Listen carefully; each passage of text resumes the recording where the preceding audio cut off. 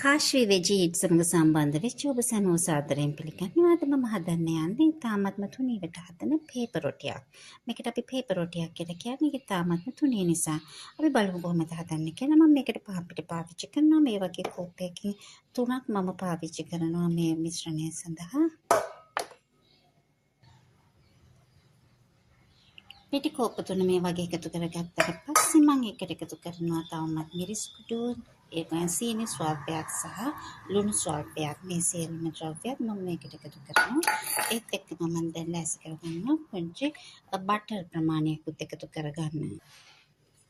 Butter ප්‍රමාණයකුත් මම මේකට එකතු කරගන්නවා. බටර් වෙනුවට පොල් තෙලුත් මේ විදිහට පාවිච්චි කරන්න පුළුවන්. මෙම මිශ්‍රණයට මම වතුර කුඩා ප්‍රමාණය බැගින් එකතු කර අතේ නොවැළෙන විදිහට හදාගන්න පුළුවන් බෝල ටිකක් තමයි මුලින්ම හදාගන්නේ. වතුර කුඩා ප්‍රමාණය බැගින් එකතු කරගන්නවා නම් ඒක ඉතාමත්ම පරිස්සමෙන් කරන්න ඕනේ. වතුර ප්‍රමාණය වැඩි කරගන්න නැති වෙන්න.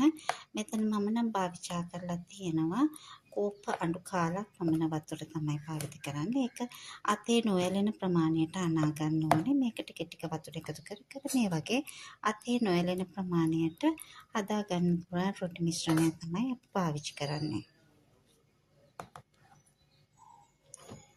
අතේ නොයැලෙන ප්‍රමාණයට මේ වගේ ආවට පස්සේ මෙන්න මේ වගේ තමයි අපේ රොටි මිශ්‍රණය දිස් වෙන්නේ. දැන් මේ රොටි මිශ්‍රණය මට පුළුවන් රොටි අවශ්‍ය ප්‍රමාණයට කුඩා ප්‍රමාණයට කඩා ගන්න. මම මෙවැනි රොටි පූර දැන් 6ක් මට අවශ්‍ය ප්‍රමාණය වෙන රොටි බෝල 6ක් මම මේකෙන් දැන් හදාගත්තා. මේ වගේ රොටි බෝල ටික මම දැන් කරන්නේ හොඳට පොල් තෙල් වල ආලේප කරනවා. පොල් තෙල් හොඳින් ආලේප කරලා තෙත රෙද්දකින් වහලා අපි පැයක් මේක තියන්න ඕනේ. එතකොට තමයි රොටිය සාමාන්‍ය ගානකට පිපිලා එන්නේ. මෙතන කිසිම පිපුම් කාරකයක් දාලා නැහැ.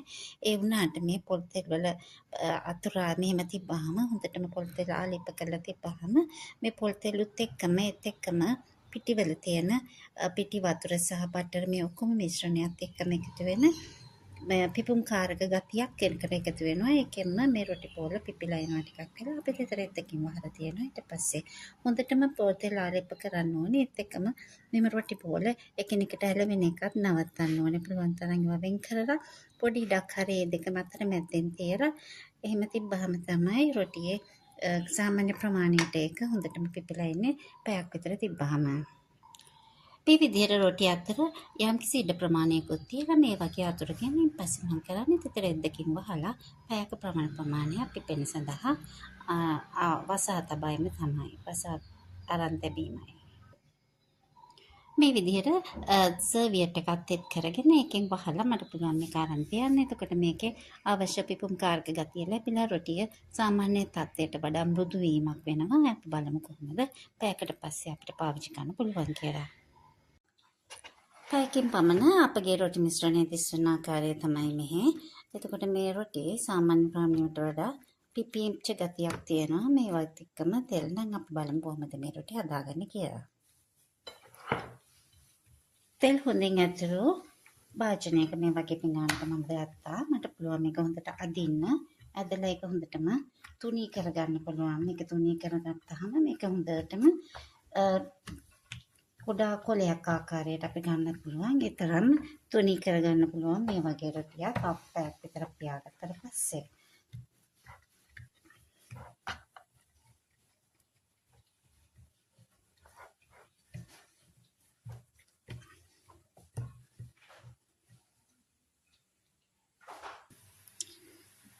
මෙවැනි ආකාරයට අපිට පුළුවන් රොටිය දෙපැත්ත දමාගෙන එකටම පුච්ච ගන්න. අපිට පේනවා මේ රොටිය හදන්න ඉතාමත්ම ටික වෙලාවක් ගියීමට. ඒත් එක්කම මේ රොටිය පුළුවන් ඉතාමත්ම තුනී ආකාරයකට හදාගන්න. මේ තුනියට ආකාර හදාගත්ත රොටියක් මේ වගේ පුළුවන් තරම් ඉක්මනට ඉතාමත්ම පහසුවෙන් ඉතාමත්ම තුනීවට හදාගන්න පුළුවන්.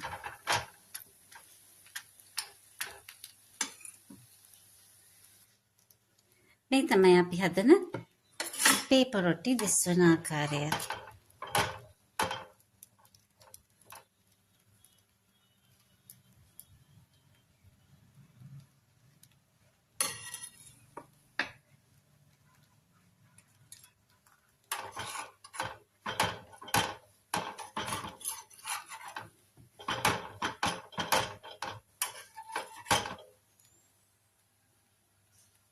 මේ මායින් හොඳටම කරවුණාට පස්සේ අපිට පුළුවන් මේක අනිත් පැත්තට දාන්න. දාලා දෙපැත්තම පුච්ච ගන්න පුළුවන්. අවසානයට අපි හදාගත්ත රොටි ටික දිස්සන ආකාරය තමයි මේ. ඊටාත්ම තුනේ, ඊටාත්ම රසවත්, ඊටාත්ම ඉක්මනින් පිළියෙල කරගන්න පුළුවන් මෙම කඩදාසි රොටි එහෙම නැත්නම් පේපර් රොටි වර්ගය ඔබත් හදා අපිටත් අදහස් දන්වා එවන්න. කාශ්වී වෙජ් සමග එකතු වෙච්ච ඔබ සැමට ඉතාමත්ම ස්තුතියි. ඔබ සැමට සුබ දවසක්.